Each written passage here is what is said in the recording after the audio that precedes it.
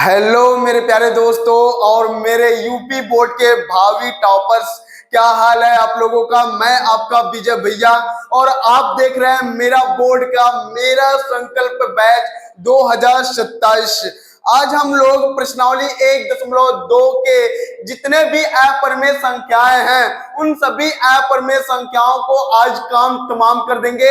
यानी प्रश्नावली 1.2 आज का क्लास में ही समाप्त तो हो जाएगा, है ना भाई। तो चलिए फटाफट हम लोग प्रश्नावली 1.2 के जितने उदाहरण है और जितने प्रश्नावली में सवाल है उन सभी सवालों को मक्खन की तरीके से पूरा खत्म करते हैं, है ना भाई। कैसे सवालों को लगाना है, किस तरीके से लगाना है, ये सारे चीजों को मैंने आपको बेसिक क्लास में बता दिया है। और मैंने आपको करड़ी में 2 का जो है ना, ये पूरा इसे प्रूफ कैसे करना है, किस तरीके से करना है, ये सारी चीजों को मैंने आपको बता दिया है पहले से ही, ठीक है ना भाई। तो अगर आप लोग उस क्लास को वीडियो का नहीं देखे हो तो सबसे पहले इस वीडियो को देखने से पहले आप सबसे पहले उन सब वीडियो को देख लीजिए ताकि आज की क्लास आपको बहुत ही बेहतर तरीके से समझ में आ सके। तो चलिए शुरू करते हैं बिना देरी के, है ना भाई। कह रहा है कि करड़ी में 3 एक अपरिमेय संख्या है,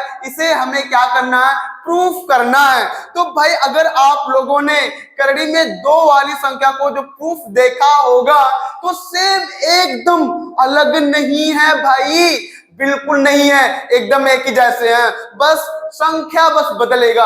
अगर आप लोगों ने देखा है तो इसे प्रूफ करना आपके दाएं हाथ का खेल है, चुटकियों का खेल है भाई, है ना जी, बिल्कुल है।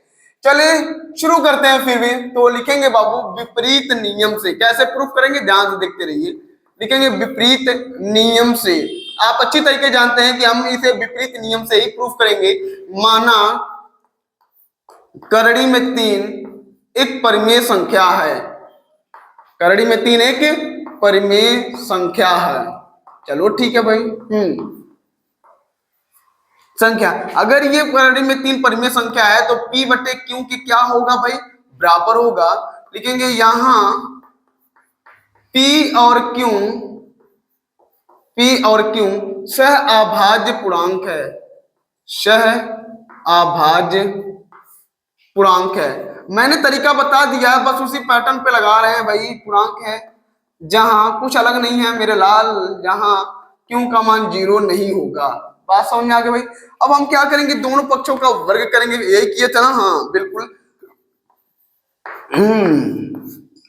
दोनों पक्षों का वर्ग करने पर चलो भाई कर देते हैं। तो करड़ी में 3 का स्क्वायर बराबर P बटे Q का होल स्क्वायर, है ना भाई, बिल्कुल। 3 का जब हम करड़ी में 3 का जब वर्ग करेंगे तो करड़ी टूट जाएगा, बचेगा 3। स्क्वायर P का भी है, स्क्वायर Q का भी है, तो हम लिखेंगे P का स्क्वायर बटे Q का स्क्वायर। ये भाग में है, इधर आएगा गुणा और ये गुणा में उधर जाएगा भाग। मतलब कहने का ये हुआ है कि ये दोनों एक दूसरे का जगह ले सकते हैं, है ना भाई। लेंगे कि नहीं लेंगे, लेंगे, हाँ। तो इसको यहां कर दो और इसको यहां कर दो, करो तो Q स्क्वायर बराबर P स्क्वायर बटे 3। अब यहां देखो ना, यहाँ क्या लगेगा, प्रमेय लगेगा, जो मैंने आपको 1.2 बताया था, प्रमेय 1.2, ठीक है ना भाई। यहाँ क्या हो रहा है कि लिखेंगे क्या लिखवा कि यदि 3 जो है वो P स्क्वायर को विभाजित कर रहा है, विभाजित कर रहा है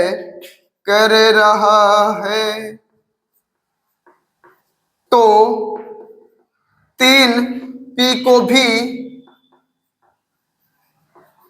विभाजित करेगा, विभाजित करेगा, जहां 3 अभाज्य संख्या है।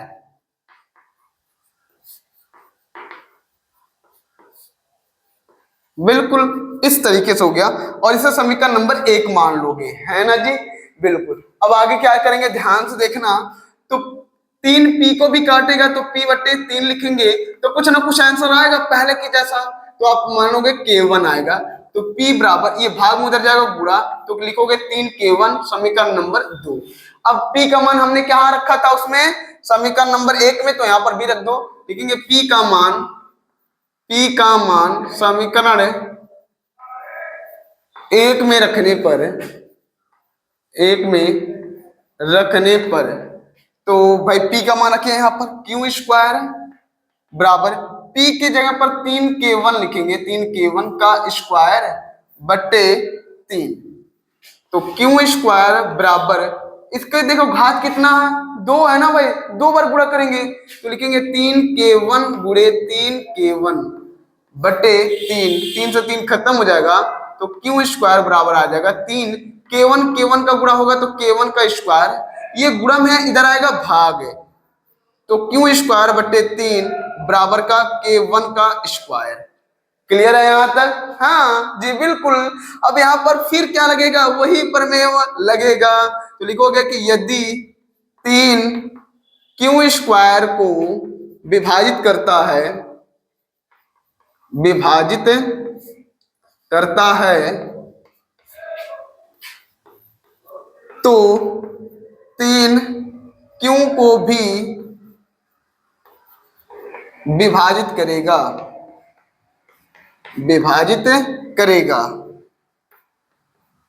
बस जहां लिखने की आपको जरूरत नहीं है, एक बार आपने दिखा दिया तो बात खत्म हो गया।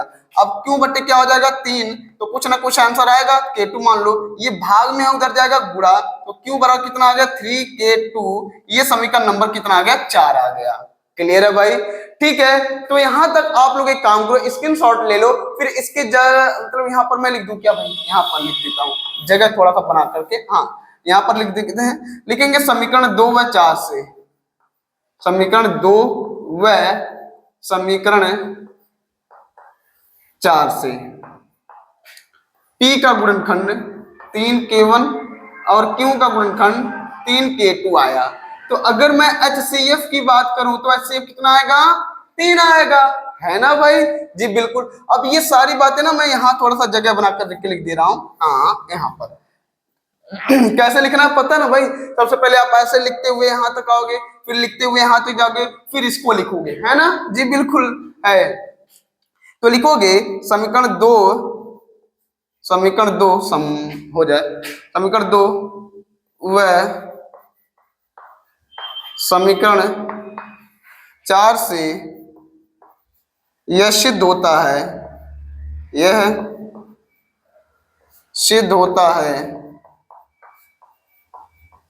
कि करड़ी में 3 एक अपरिमेय संख्या है।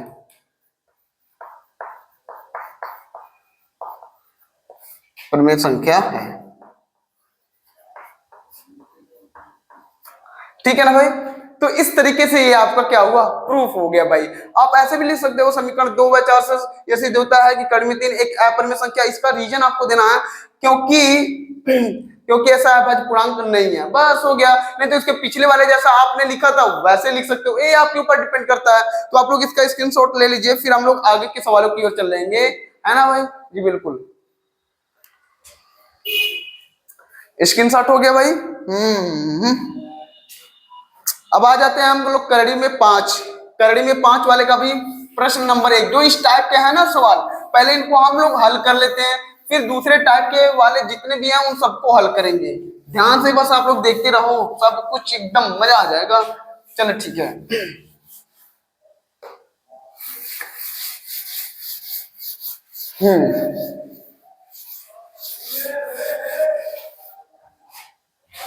चलिए ठीक है। करड़ी में 5, ये प्रश्न नंबर कितना भाई? प्रश्न नंबर 1 है ना? जी बिल्कुल। कह रहा कि भाई करड़ी में 5 एक अपरिमेय संख्या है, ऐसा आप प्रूफ करो, है ना? चलिए जी, सेम एकदम ऐसे ही करड़ी में 3 जैसे हैं, सेम इसको भी ऐसे ही करना है। कैसे लिखेंगे आप? यहां से लिखना शुरू करेंगे विपरीत नियम से लिखेंगे माना करड़ी में 5 एक परिमेय संख्या है,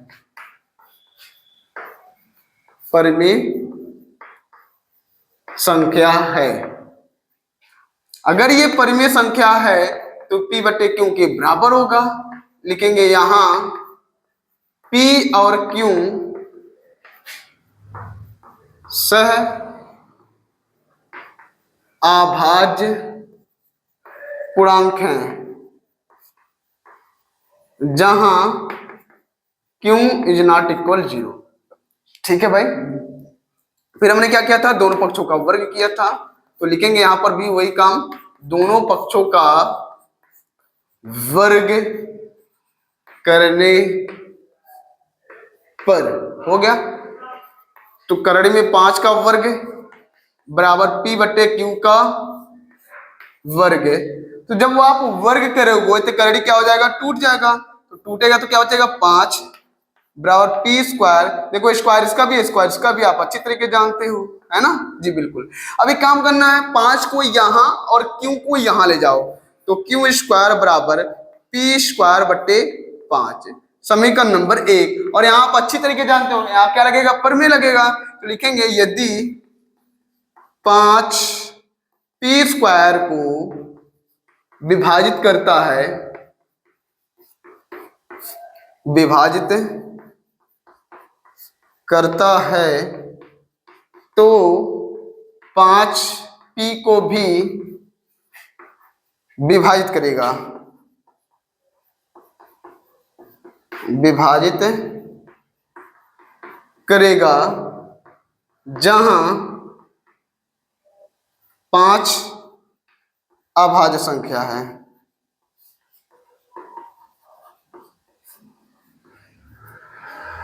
ठीक है भाई, बस सिंपल सा है। तो अब 5 पी को भी विभाजित करेगा तो पी बटे कितना हो जाएगा भाई, 5 बराबर का k1, तो पी बराबर 5 गुणा भाग में उधर जाएगा गुणा, तो 5 k1, ये समीकरण नंबर 2 हुआ कि नहीं हुआ, हुआ भैया, बिल्कुल हुआ। अब p का मान कहां उठा कर रखोगे, समीकरण नंबर 1 में, तो आप लिखोगे p का मान समीकरण 1 में रखने पर, ठीक है जी बिल्कुल, समीकरण 1 में रखने पर। अब क्या करना है भाई, रख देना है क्यू स्क्वायर बराबर पी का मान कितना भाई, 5k1 का स्क्वायर बटे कितना भाई, 5 है। चलो ठीक है, तो क्यू स्क्वायर बराबर 5k1 की घात कितनी है, 2 तो ही नहीं, 5 की घात मतलब इसको 2 बार गुणा करना है ना, आप अच्छी तरीके जानते हो, 5 से 5, क्यू स्क्वायर बराबर 5 k1 का गुणा करोगे k1 स्क्वायर, 5 गुणा में इधर आएगा भाग हो जाएगा, तो k1 का स्क्वायर बराबर क्यू स्क्वायर बट्टे 5। फिर यहां पर भी वही हाल है परमेय, तो लिखोगे 5 यदि 5 क्यू स्क्वायर को विभाजित करता है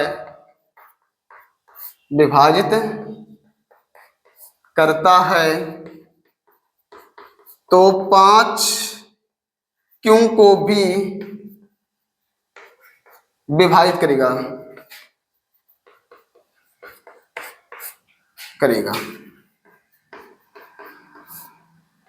बस देख लो यहां तक भाई, बिल्कुल। तो अब क्या होगा भाई, q बटे 5 बराबर का k2, 5 गुणा में उधर जाएगा, सॉरी भाग में उधर जाएगा गुणा, बार मैं भूल जा रहा हूं, है ना भाई। समीकरण नंबर कितना हो जाएगा, 4, ये समीकरण नंबर हो गया 3। ठीक है भाई, अब समीकरण 2 व 4 से, समीकरण 2 व समीकरण 4 से P बराबर 5k1 और Q बराबर आया 5k2, तो HCF बराबर आया 5, है ना भाई। तो आप अच्छी तरीके जानते हो HCF 1 आया, इसका मतलब क्या हुआ, ये अपरिमेय संख्या ही है, परिमेय संख्या तो बिल्कुल नहीं है। तो यहां पर हम जगह बनाकर के इस बात को लिख देते हैं कि समीकरण 2 व समीकरण 4 से यह सिद्ध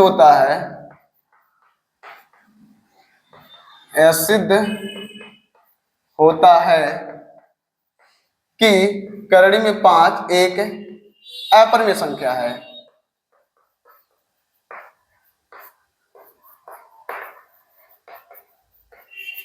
जियो मेरे लाल, हो गया ना भाई, कंप्लीट। तो ये आपका इस टाइप के जितने करड़ी में 2, करड़ी में 3, करड़ी में 5, इस टाइप के जितने भी संख्याएं थे अपरिमेय सिद्ध करने के लिए, ये हमने सारे चीजों को प्रूफ करा दिया भाई। अब हम दूसरे टाइप के अपरिमेय संख्याओं की बात करेंगे, ठीक है ना, जो परिमेय और अपरिमेय इन दोनों से मिल करके अपरिमेय संख्या बना था। वैसी संख्याओं को हम लोग कैसे प्रूफ करेंगे आगे नेक्स्ट में देखेंगे। बस ध्यान से धैर्य पूर्वक बैठे रहो भाई, इसका स्क्रीनशॉट ले लो फटाफट। हाँ मेरे भाई, चलिए उदाहरण नंबर 6 आ गया भाई, आ गया। अब ऐसे अपरिमेय संख्याओं को हम लोग कैसे किस तरीके से प्रूफ करेंगे उसकी बात करने वाले हैं मेरे भाई। बस ध्यान से देखो, आपका भैया आपको मस्त तरीके से समझाएगा भाई, ध्यान से देखना, है ना भाई। कह रहा है कि दर्शाइए कि 5 माइनस करड़ी में 3 एक अपरिमेय संख्या है।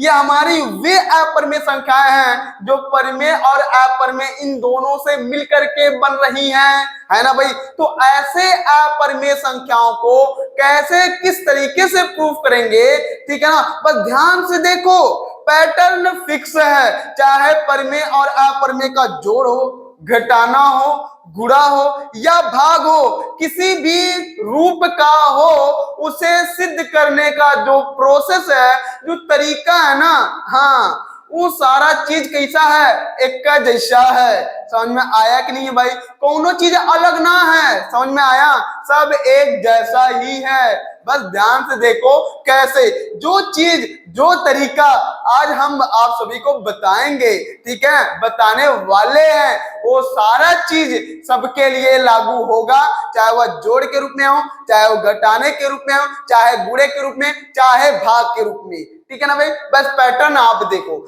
जैसे आप लिखते हो पहले उतना आप लिखो, पहले आप उतना लिखो, तो लिखो विपरीत नियम से, विपरीत नियम से लिखेंगे। माना जो संख्या उसे लिखो, 5 माइनस करड़ी में 3 एक परिमेय संख्या है।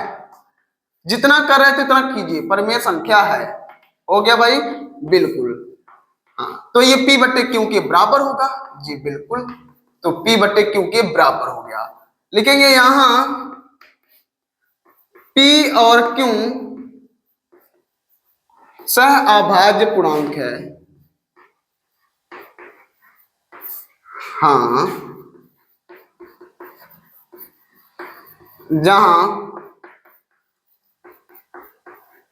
Q का मान 0 नहीं होगा। बस यहां तक आपको हमेशा, चाहे वह जोड़ का रूप हो, गुणे का रूप हो, भाग का रूप हो, समझ में आया कि नहीं, घटाने का रूप हो, कोई भी रूप हो, ऐसे अपरिमेय संख्याओं को सिद्ध करने के लिए यहां तक तो आपको सेम काम करते हुए आना है, ठीक है ना भाई। यहां तक एकदम फिक्स पैटर्न है, यहां तक आपको करना ही करना है, चाहे जैसा हो, है ना जी बिल्कुल। अब क्या करना है, अब इसके बाद जो भी आपको परिमेय संख्या जैसा दिखाई दे रहा है, जो भी मतलब जो भी करड़ी के बाहर है वो क्या है, परिमेय संख्या है। जो करड़ी के अंदर है वो क्या है, अपरिमेय संख्या है। तो जितने भी आपको करड़ी से बाहर संख्याएं दिखाई दें, उन सबको P बटे Q की ओर लेकर के चले जाओ। बस इतना करो, हमेशा यही काम सबके लिए करना है, चाहे जोड़, चाहे घटाना, चाहे गुणा, चाहे दोनों भाग हो, समझ में आया कि नहीं। सबके लिए जौन चीज हम बता रहे हैं वो सबके लिए समान है ना भाई। क्या मैंने कहा कि यहां तक लिखने करने के बाद आपको हमेशा जौन बिना करड़ी वाला है उके आपको क्या करना है, P बटे Q की ओर लेकर के जाना ही जाना है, ये फिक्स पैटर्न है। और जो आपको अपरिमेय संख्या दिखाई देता है ना, उसे अकेला छोड़ना है। कैसे, ऐसे ध्यान से देखो, ऐसे देखो भाई, एक काम कर सकते हैं, तो अगर मैं मतलब करड़ी में जो 3 जो अपरिमेय संख्या है उसको अकेला बनाना है, बाकी परिमेय को और P बटे Q को एक तरफ लेकर के रहना है। चलो ठीक है, मैं ये कह रहा हूं कि माइनस करड़ी में 3 उधर जाएगा प्लस, और P बटे Q इधर आएगा, क्या हो जाएगा, माइनस है। तो कर लो 5 माइनस, ये P बटे Q इधर आएंगे तो प्लस से क्या हो जाएंगे, माइनस हो जाएंगे भाई, ठीक है भाई। हाँ अब माइनस का ये पूरा का पूरा उधर जाएगा तो क्या बन जाएगा भाई, प्लस का बन जाएगा। ये बात समझ में आया कि नहीं आया। इसको थोड़ा सा हल करो, क्यों या कम क्यों, ये हो गया भाई। क्यू में 5 का गुणा करेंगे तो आएगा 5Q माइनस का P एक कम P, ये हुआ भाई। ये हुआ करड़ी में 3, इसको मानो ऐसा समीकरण नंबर 1। जब पूरी तरीके से पक्षांतर कर लीजिएगा ना तो आप उसे समीकरण नंबर 1 मान लीजिएगा। अब आप कुछ कर पाएंगे का? नहीं, कुछ नहीं, बस जितना करना था हमने कर लिया। अब यहाँ पर ध्यान दो, मैंने आपको जब संख्याओं को मैं बेसिक पढ़ा रहा था तो मैंने बताया था कि पूर्णांक में गुणा करोगे तो पूर्णांक देखो, अब पूर्णांक है, पूर्णांक में से पूर्णांक को घटाओगे तो क्या होगा? पूर्णांक ही होगा। पूर्णांक बटे पूर्णांक क्या हो जाएगा? परिमेय संख्या होगा कि नहीं होगा? होगा भैया। अब ये जो पूरा पक्ष है वो परिमेय संख्या है और ये पक्ष क्या है? अपरिमेय संख्या दिखाई दे रहा है, जो कि ये दोनों एक दूसरे के क्या कर रहे हैं? विरोध कर रहे हैं भाई, कि तू हमरे बराबर कैसे हो गया, है ना? कहे कि हम है परिमेय संख्या और हम है अपरिमेय संख्या, तो हम दोनों बराबर तो ना ही हो सकत। समझ में आया कि नहीं है? जी बिल्कुल। इसका मतलब ये हुआ कि जौन चीज हमने माना है वो क्या हुआ? गलत मान लिया। अगर ये सच में परिमेय संख्या रहा होता तो इसका दोनों पक्ष क्या होता? परिमेय संख्या होता। लेकिन जब ये परिमेय संख्या ना है, इस नाते ऐसा गड़बड़ हो गया कि एक पक्ष परिमेय हो गया, दूसरा पक्ष अपरिमेय हो गया। इसका मतलब क्या हुआ? हमने जो माना है वही गलत मान लिया है। समझ में आया कि नहीं आया? अगर ये परिमेय रहता तो दोनों पक्ष परिमेय होता, जो कि ये परिमेय ना है, इस नाते इसका एक पक्ष परिमेय और दूसरा पक्ष अपरिमेय हुआ। समझ में आया कि नहीं आया? तो इसका मतलब गलत है। ये वास्तव में ये क्या है? अपरिमेय संख्या ही है। बस यह बतिया आपको क्या करना? लिखना है। कैसे? ध्यान से देखो। ऐसे लिखोगे, समीकरण 1 का दायां पक्ष करड़ी में 3 है। आपको हमेशा ऐसे लिखना है, दाएं की जगह बायां भी लिख सकते हो, कोई दिक्कत नहीं है, जो भी आपको लिखना है। लेकिन हाँ, जो चीज रहे वैसा लिख देना है। करड़ी में 3 है, जो कि यह अपरिमेय संख्या है, यह अपरिमेय संख्या है, संख्या है, तथा बायां पक्ष 5q माइनस p बटे q है, जो कि यह परिमेय संख्या है। ऐसे ही फिक्स पैटर्न ऐसे लिखना ही है सबका सवाल में, परिमेय संख्या है ना भाई? जी बिल्कुल। यह दोनों एक दूसरे के विरोध कर रहे हैं, यह दोनों एक दूसरे के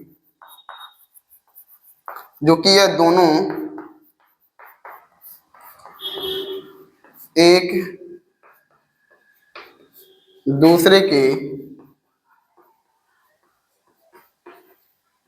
विपरीत हैं। वास्तव में हमने जो कल्पना किया था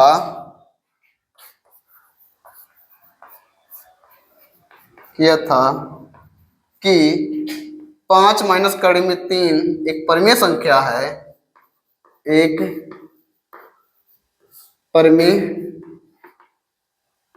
है, वह कल्पना गलत है। अतः इसे सिद्ध होता है,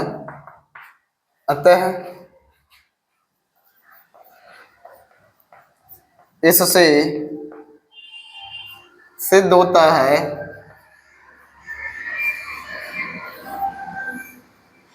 कि 5 माइनस करड़ी में 3 एक अपरिमेय संख्या है।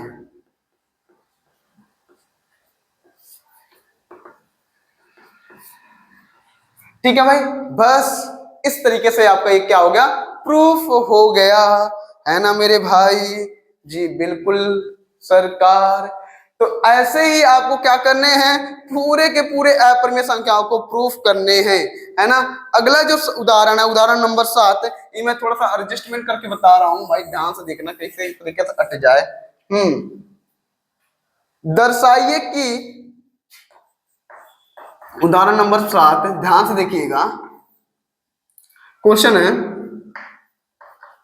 दर्शाइए कि 7 नहीं है, 3 करड़ी में 2 एक अपरिमेय संख्या है। अपरिमेय संख्या है, सेम वही है, परिमेय और अपरिमेय का गुणे का रूप है। तो ये जो घटाने का रूप था, ये गुणे का रूप है। सेम ऐसे ये जैसे ये लगा वैसे ये भी लगेगा, कुछ अलग ना है भाई। तो आप लिखोगे विपरीत नियम से। विपरीत नियम से माना 3 करड़ी में 2 एक परिमेय संख्या है। परिमेय संख्या है, तो अगर परिमेय संख्या है तो ये P बटे Q के बराबर होगा। तो यहां पर लिखिए, यहां P और Q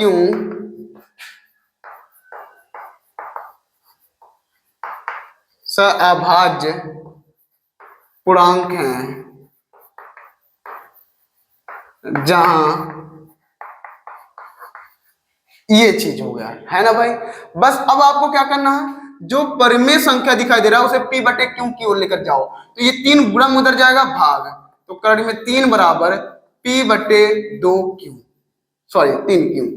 अरे भाई क्या लिख दिया, गड़बड़ लिख दिया। हाँ ये हो गया है ना। बस इसको समीकरण नंबर अब क्या मानना है, 1 मान लेना है। देखो भाई, ये पूर्णांक का पूर्णांक में गुणा करोगे तो पूर्णांक होगा, तो पूर्णांक बटे पूर्णांक क्या हुआ, परिमेय संख्या। फिर जैसे आपने ये सारी बातें लिखा ना, सेम यहाँ पर भी वही लिखना है कि समीकरण 1 है, यहाँ पर ऐसे लिखना है, समीकरण 1 का दाया पक्ष P बटे 3Q है, जो कि परिमेय संख्या है, जो कि परिमेय संख्या है, तथा बायां पक्ष करड़ी में 2 है, जो कि अपरिमेय संख्या है। अपरिमेय संख्या है, जो दोनों एक दूसरे के विपरीत हैं। वास्तव में हमने जो कल्पना किया था कि 3 करड़ी में 2 एक परिमेय संख्या है, वह गलत है। अतः इससे सिद्ध होता है, इससे सिद्ध होता है 3 करड़ी में 2 एक अपरिमेय संख्या है।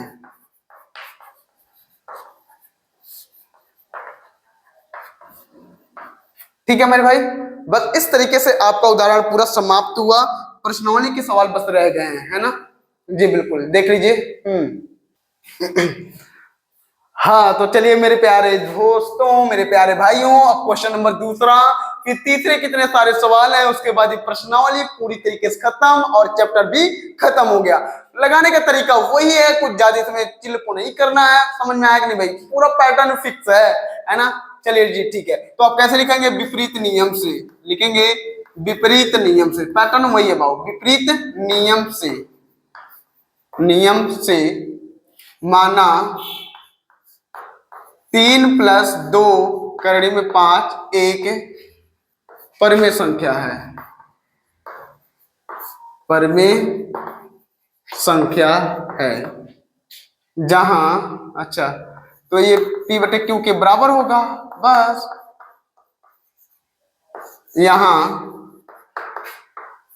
P और Q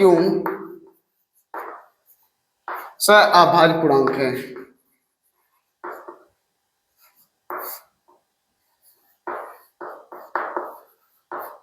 पूर्णांक है जहां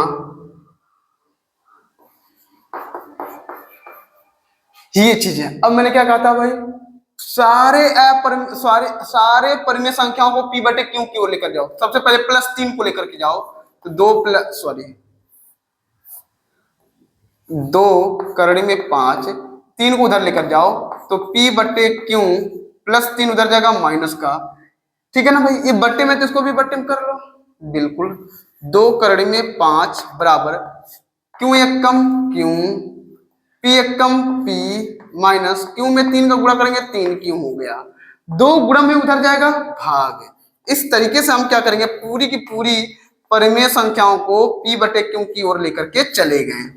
तो आप अच्छे तरीके जानते हो कि ये पूरी की पूरी परिमेय संख्या, ये अपरिमेय संख्या, समीकरण नंबर 1 मान लेना है। बस आपको यहाँ पर अब लिखना है, वही बात पूरी लिखनी है, वही सेम चीज है। समीकरण 1 का पैटर्न फिक्स है। समीकरण 1 का दायां पक्ष p-3q बटे 2q है, जो कि परिमेय संख्या है,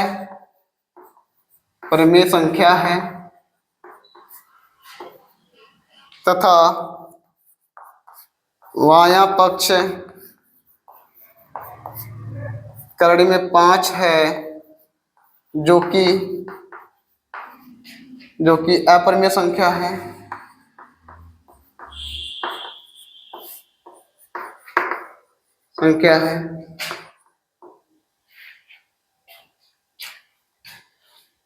और यह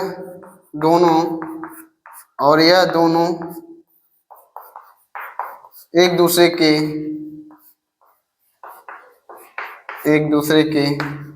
विपरीत हैं।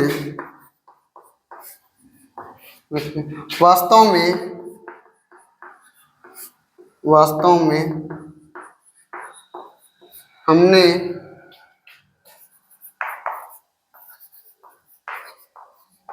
जो कल्पना किया था वह गलत है, वास्तव में वह गलत है।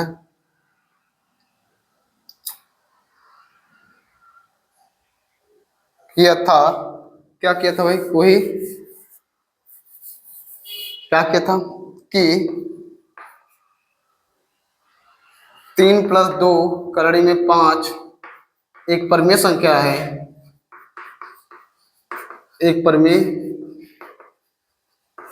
है, वह वास्तव में गलत है। अतः इसे सिद्ध होता है, इससे यह सिद्ध होता है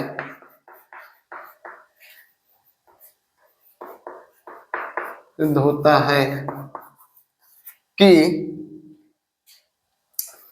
3 + 2 करड़ी में 5 एक अपरिमेय संख्या है।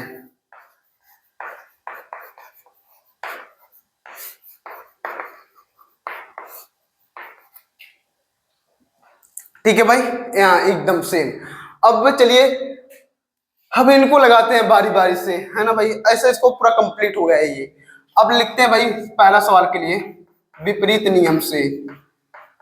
देखो पैटर्न फिक्स है यार, ऐसे ही आपको लिखना चाहे। जो समीकरण 1 कैसे लिखोगे, समीकरण 1 का जो दायां पक्ष रहेगा, जो रहेगा जैसा रहेगा उसको बता दो, फिर बाएं पक्ष को बता दो, फिर कह दो ये दोनों एक दूसरे के विपरीत है। वास्तव में हमने जो कल्पना किया था वो ये आपका क्या है, परिमेय संख्या। जो आपने कल्पना किया था कि वो परिमेय संख्या, वास्तव में वो परिमेय संख्या नहीं है, वास्तव में है अपरिमेय संख्या। फिक्स पैटर्न है, आप ऐसे लिख लीजिएगा, ठीक है ना भाई। विपरीत नियम से माना 1 करड़ी में 2 एक परिमेय संख्या है,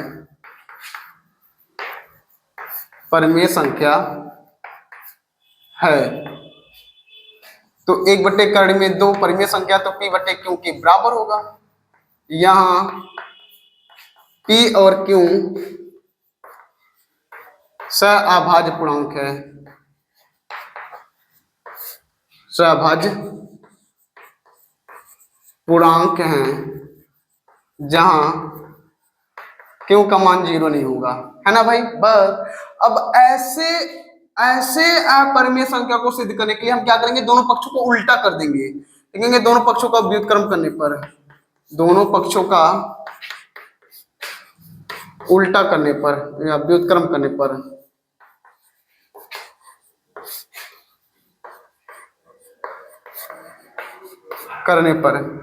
तो जब व्युत्क्रम करोगे तो करड़ी में 2 बराबर क्यों बट्टे पी होगा कि नहीं भाई, ये उल्टा हो जाएगा, होगा कि नहीं होगा, जी बिल्कुल होगा। अब देखो ना, परिमेय संख्या अलग हो गया, अपरिमेय संख्या अलग हो गया, समीकरण नंबर 1 मान लो, बस वही लिखना। अब समीकरण 1 का बस इसको ऐसे हल करना है। समीकरण 1 का दायां पक्ष, पैटर्न फिक्स है भाई, दायां पक्ष क्यू बटे पी है जो कि परिमेय संख्या है, जो कि यहां पर ये भी लिख देना है कि p इज नॉट इक्वल 0, जो कि परिमेय संख्या है, परिमेय संख्या है, तथा बायां पक्ष करड़ी में 2 है जो कि अपरिमेय संख्या है, परिमेय संख्या है। वास्तव में हमने जो कल्पना किया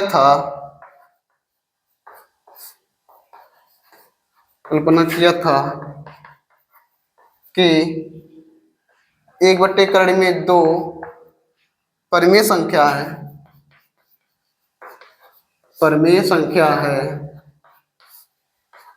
वह गलत है। अतः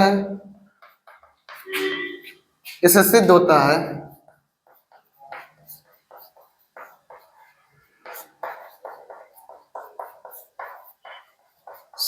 है कि 1/2 करड़ी में अपरिमेय संख्या है,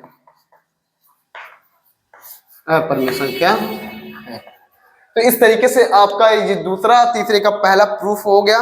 2 क्वेश्चन और रह गए हैं, इसके बाद ये आपके पूरे कंप्लीट हो जाएंगे। भाई जो भी कुछ ना दिखाई दे रहा हो तो आप लोग ना भाई इसको देख लीजिएगा, ये हाँ ठीक है भाई, हाँ बिल्कुल।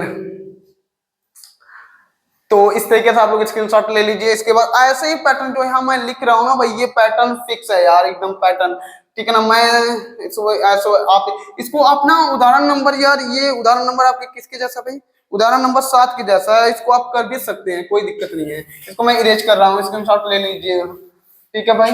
बिल्कुल बिल्कुल बिल्कुल।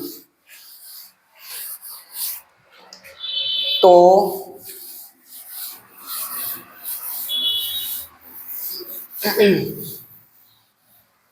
चलिए ठीक है,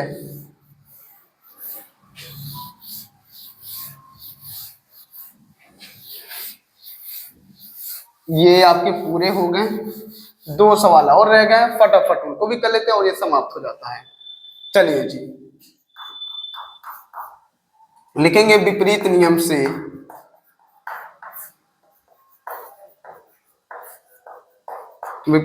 से माना 7 करड़ी में 5 एक परिमेय संख्या है,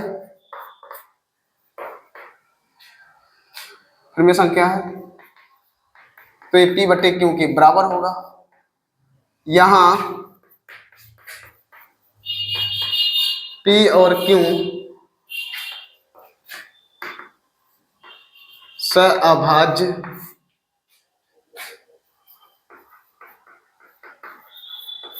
पूर्णांक हैं जहां क्यू का मान 0 नहीं होना चाहिए, ठीक है ना भाई। बस परिमेय संख्या को इधर लेकर आ जाओ, तो p गुणा में इधर आएगा भाग, समीकरण नंबर 1 हो गया। फिर वही बात लिख देना है यहाँ पर भी, और यहाँ पर भी इसको भी देख लो, इसको भी तीसरे को विपरीत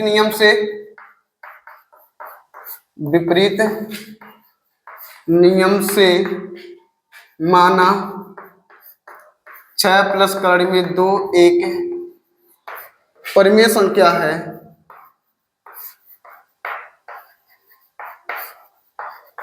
ठीक है, अगर ये परिमेय संख्या है तो ये p बटे क्यू के क्या होगा, बराबर होगा, जहां यहां लिखेंगे p और q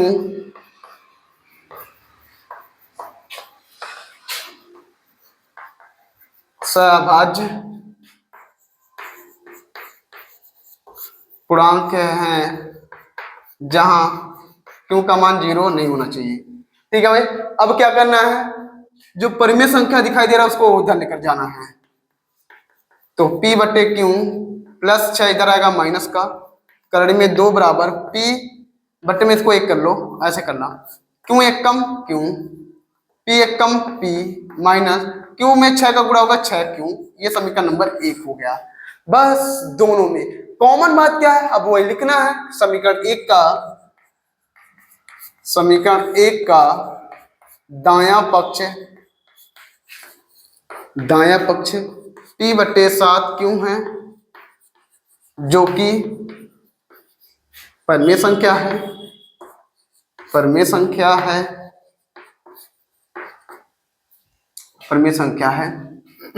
बिल्कुल, तथा बायां पक्ष करड़ी में 5 है, जो कि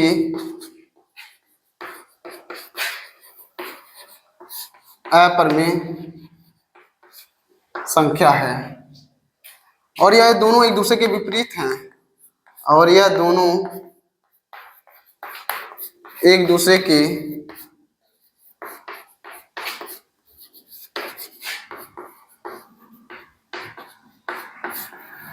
विपरीत हैं।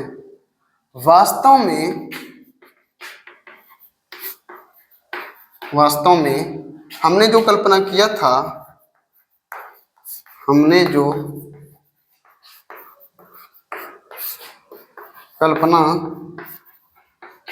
था कि 7 कड़ी में 5 एक परिमेय संख्या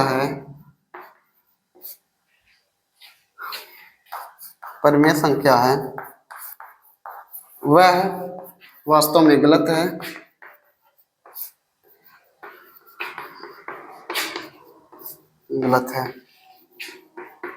अतः इससे सिद्ध होता है, यह सिद्ध होता है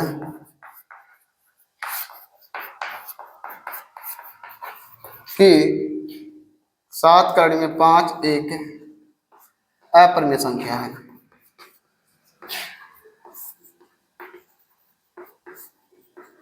ठीक है मेरे भाई, बस इस तरीके से ये हो गया। ठीक है, हाँ जी बिल्कुल। अब इसका जो है मैं आपको होमवर्क दे रहा हूं लिखने का, है ना भाई, बिल्कुल। तो इस तरीके से ये आज का पूरा क्लास समाप्त हुआ। हमने आज की क्लास में प्रश्नावली 1.2 के सारे उदाहरण, सारे प्रश्नावली के सवाल को हम लोग हल किए मिलकर के। ठीक है भाई, और इस तरीके से आपका प्रश्नावली और ये साथ साथ में ये अध्याय दोनों समाप्त हुआ। वीडियो को कैसा लगा कमेंट में जरूर बताइएगा, और वीडियो को ज्यादा से ज्यादा शेयर कीजिएगा। Best of luck.